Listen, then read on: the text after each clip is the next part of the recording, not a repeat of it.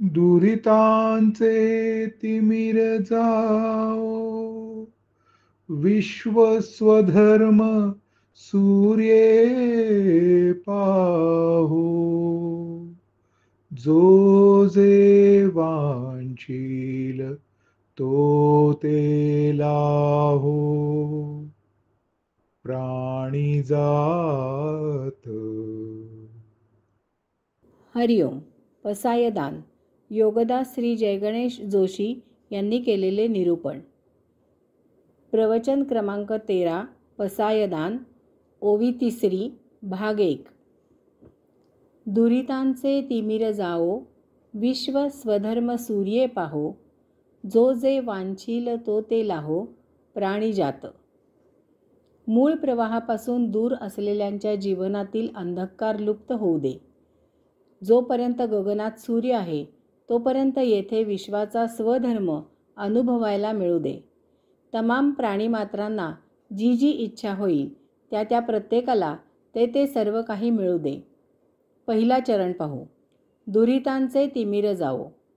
दुरित, तिमिर याचे अनेक अर्थ आहेत. हे सर्व अर्थ येथे अगदी चपखल लागू होतात. त्याप्रमाणे ओवीतील या चरणाचा अर्थ बदलत जातो. असे बदलते सर्व अर्थ या ओवीला वैभव संपन्न करतात. तसेच पसायदान या मागणीला यामुळे किंचितही बाधा येत नाही. हे सर्व अर्थ श्री ज्ञानेश्वर माऊलींच्या पसायदानाला वैश्विक व्यापकता आणतात. ओवीतील या चरणाचे हे सर्व अर्थ त्यांनी याच्या पुढील चरणात जी वैश्विक स्वधर्माची मागणी केलेली आहे त्या मागणीला पूरक असेच आहेत. दुरित या शब्दाची फोड दू अधिक रित अशी करता येते. याचा अर्थ एकाच वेळी दोन प्रकारच्या रीतीने वागणारे लोक. यांना आपण दुटप्पी स्वभावाचे लोक असे म्हणतो. यांच्या जीवनात फसवेपणा, लुबाडणूक, विघ्नसंतोषीपणा असा अंधकार पसरलेला असतो. हे लोक स्वार्थी असतात. असे लोक एकाला एक सांगतात आणि दुसऱ्याला काहीतरी निराळेच, कदाचित परस्पर विरुद्ध असे सांगतात. परंतु यापासून कुशलतेने स्वतः नामानिराळे राहतात. मी एका संस्थेवर पदाधिकारी होतो. वयाने तरुण होतो. सार्वजनिक ठिकाणी अशी जोखीम प्रथमच घेत होतो. मीटिंग असली की कार्यकारिणीवरील एखादा सभासद घरी येऊन मला सांगायचा, अमुक मुद्दा तुम्ही आज मीटिंगमध्ये मांडा. मी प्रामाणिकपणे मुद्दा मांडायचो. तेथे साधक बाधक चर्चा व्हायची. मी मुद्दा मांडलेला असल्यामुळे मला त्या मुद्द्याला चिटकून राहावे लागे. यामुळे कधी काही कार्यकारिणीवरील सभासदांजवळ माझे मतभेद व्हायचे. मला मुद्दा मांडायला सांगणारे शांत असत आणि मीटिंग झाल्यावर बाहेर दोन्ही बाजूने बोलत. वाईटपणा मला घ्यावा लागायचा. असे दुतोंडी दोन व्यक्तींमध्ये दुरावा निर्माण करतात. वैमनस्य, कलह, भांडण लावतात आणि त्याचा फायदा उठवून स्वतःचा स्वार्थ साध्य करतात. 2 वेळा असा अनुभव आल्यावर मी शहाणा झालो. मग एखाद्याने मला भरीस घालण्यासाठी मुद्दा सांगितल्यावर मी भर सभेमध्ये त्याचे नाव घेऊन तो मुद्दा चर्चेसाठी जाहीर करू लागलो. तेव्हा हा प्रकार थांबला. हा फसवेपणा असतो. काही वेळा यात अशा लोकांचा स्वार्थ असतोच असे नाही, परंतु यामुळे जर 2 व्यक्तींमध्ये दुरावा निर्माण झाला, त्यांचे नियोजित कार्य बिघडले, तर त्यातच हे लोक आसुरी आनंद मानतात. 4 जणांना हे सर्व सांगून त्यावर विकट हास्य करतात. हा विघ्न संतोषीपणा असतो. एखादा साध्या स्वभावाच्या मित्राला हॉटेलमध्ये घेऊन जातो, भरपेट खादडतो आणि अचानक काहीतरी बहाणा शोधून घाईघाईत तेथून निघून जातो. तो बिचारा मुकाट्याने बिल भरतो. असेच मला एका फसव्या मित्राने त्याचे डॉक्टरचे बिल भरायला लावले होते. ही लुबाडणूक असते. बहुतांशी अशा दुटप्पी व्यक्तींचे पितळ यथाकाळी उघडे पडते आणि त्यांची संभावना केली जाते. परंतु तरीही हे दुटप्पी लोक पक्के निगरगट्ट आणि कोडगे असतात. असे झाले तरी ते स्वतःच्या वर्तनाचे उदात्तीकरण करत गावभर हिंडत असतात. अनेक वेळा माणसाची द्विधा शतधा मनस्थिती होत असते. असा मनुष्य एकाच वेळी 2 किंवा अनेक दगडांवर पाय ठेवायचा प्रयत्न करतो. कारण माणसाला एकच मन नसते, त्याला अनेक मने असतात आणि शिवाय अशीही अनेक मने एकाच साध्यासाठी भिन्न मतप्रवाह निर्माण करतात. त्या प्रत्येकामुळे मिळणारे सुख त्याला हवे असते. यामुळे मनुष्य गोंधळतो. त्याला नक्की काय करावे ते समजत नाही.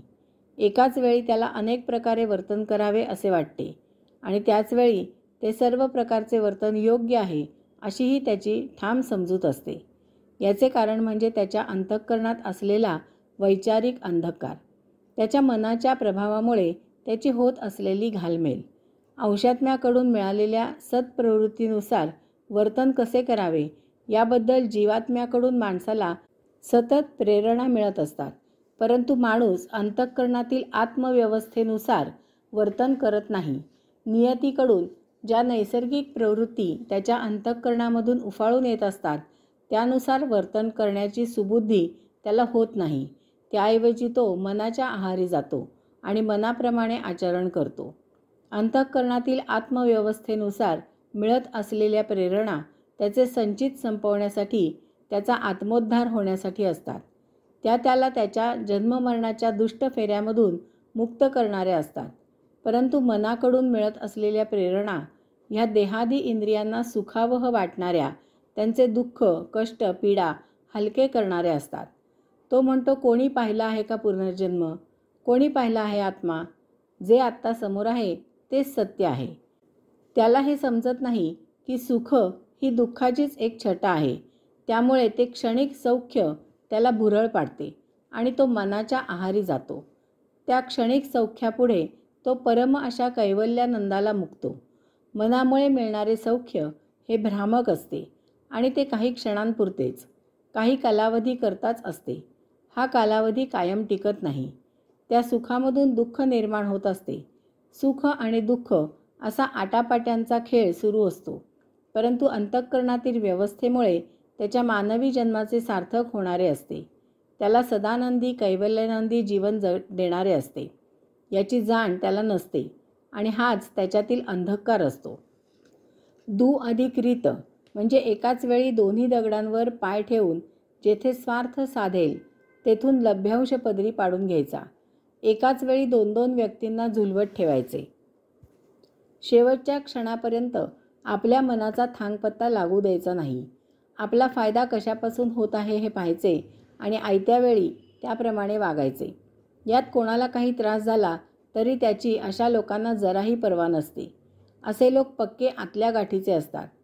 त्यांच्या मनात काय चालले आहे याचा कोणालाही पत्ता लागत नाही. वरवर गोडगोड बोलून आयत्या वेळी दुसऱ्याला खड्ड्यात ढकलून स्वतःचा स्वार्थ साधण्यात असे लोक तरबेज असतात. एवढे झाले तरी ज्याला हे लोक खड्ड्यात ढकलतात त्याच्याशी पुन्हा लागून चालन करायला यांना जराही संकोच वाटत नाही. विशेष करून राजकारणात असे लोक पाहायला मिळतात. दू अधिक रीत म्हणजे दुष्ट रीतीने, दुष्ट प्रवृत्तीने, दुष्टपणाने वर्तन करणारे लोक.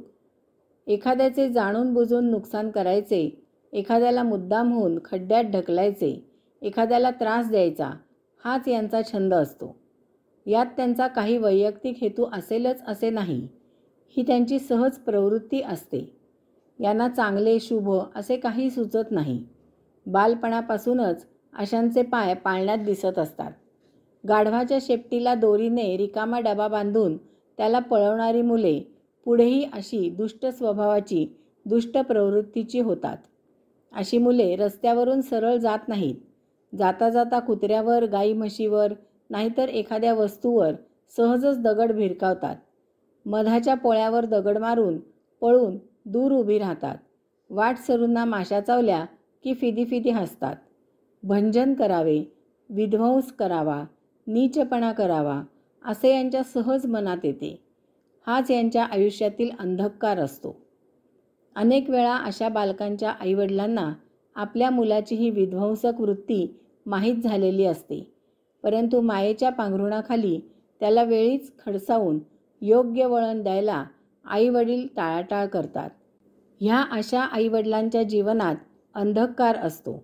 अशी मुले कुटुंब व्यवस्थेला, समाजाला, राष्ट्राला घातक असतात. पुढे भविष्यात वृद्धापकाळी, उतारवयात या अशा मुलांच्या गुणाची झळ खुद्द आईवडिलांनाच सोसावी लागते. दुरितांचे तिमिर जावो याचा उर्वरित भाग आपण पुढील प्रवचनामध्ये पाहू. हरिओम.